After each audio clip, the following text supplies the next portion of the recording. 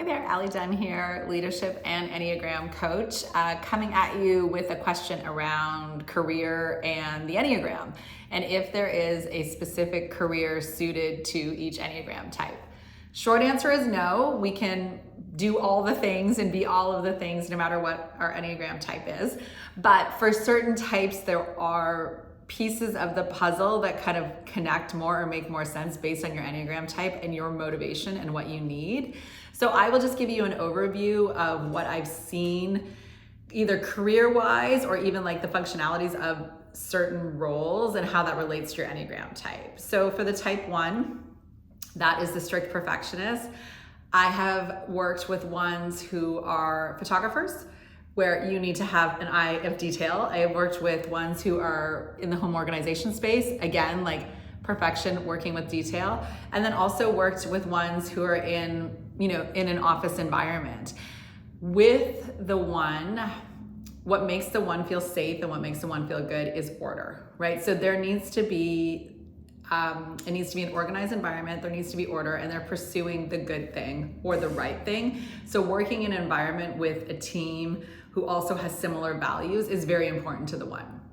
When we look at the Enneagram 2, I've seen 2s in HR, I've seen 2s in leadership and development, I've also seen 2s as founders, right, and entrepreneurs. So their core motivation is often in the leadership space and developing others. So in some ways, no matter the content of your work as a 2, you really thrive in that team development and kind of coaching and leadership space. So if you are a 2 and you're currently an individual contributor, that might not be fulfilling your purpose or your needs. Or if you're a solopreneur, you might want to consider having a partner or thinking about ways to collaborate with others.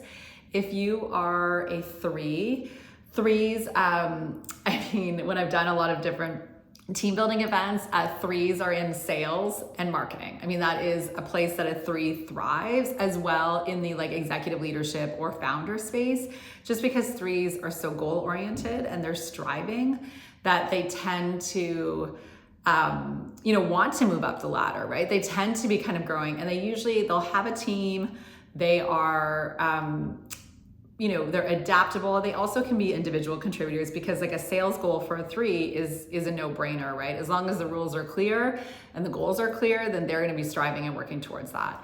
The Enneagram 4, I see in the nonprofit world, because with the Enneagram 4, meaning is everything. So if your job does not have meaning, then you will not feel fulfilled. And you don't have to necessarily work for a nonprofit, but you just have to feel like you're contributing. So I've seen 4s as well in like the tech space or the corporate space, but it's just within their role, there needs to be, whether it's the goal for the organization, whether it's the goal for the team, but there has to just be this reason that they're doing the work they do. And if they don't have meaning and that meaning isn't connected, then they will feel disengaged, and it's just not the right alignment for them. When we're looking at the Enneagram 5, because the 5 is about knowledge and data and boundaries, a 5 can work in any field, whether it's medicine, whether it's technology, it doesn't really matter. But for the 5, it's the environment that needs to really be set up for them. And with that, it means having autonomy, possibly an office door, right? Or even working from home, right? Remote working for 5s is great because they are in such pursuit of data and knowledge. They want to be able to kind of stay in that space. So a 5 you might not see in kind of team leadership or performance space, right? So if you're a 5 and you find your work is overly social and needing to engage often, that might not be the right avenue for you. And then if we look at the 6, I definitely see in the 6 in that risk analysis or financial space, just because 6s are so good with information. So also great team builders, but think statistics, think insurance, think legal, financial, all of that. I feel like I've met one person who was in kind of like risk analysis who was a 6, and she was like, I couldn't be more suited to my role. And again, I've seen 6s on all levels of teams. Retail, tech does not matter, but there has to be, they need to feel like they're in an environment where people take information seriously and where there is a space for them to share their knowledge and to be trusted and to be respected. And then for the 7s, I see a lot of 7 in the founder and entrepreneurial space just because of the visionary piece.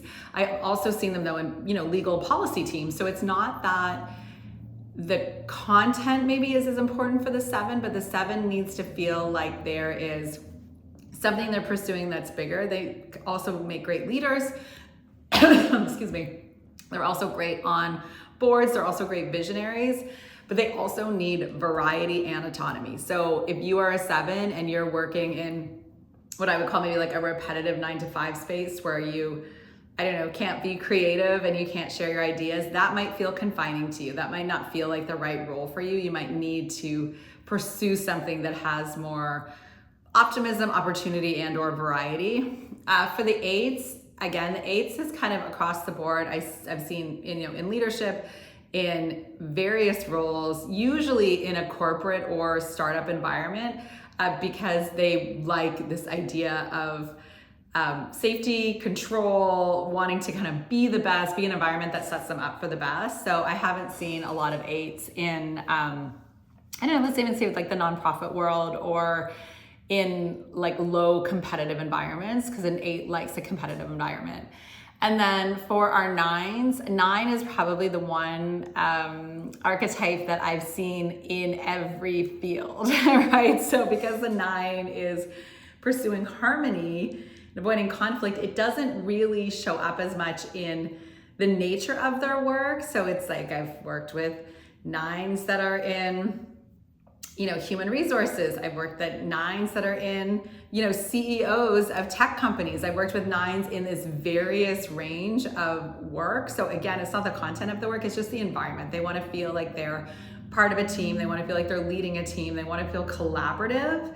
So as long as that's on the table, it doesn't necessarily matter what the content or the specific role is. It's just that those parts need to be there. So I hope that gives you a little bit of insight into the career path or career opportunities for different Enneagram types. So if you find yourself stuck in your career, you find yourself not happy or not feeling engaged, knowing your Enneagram type can help uncover a little bit about that, as well as really just checking in with your values as well and see if your values are being met.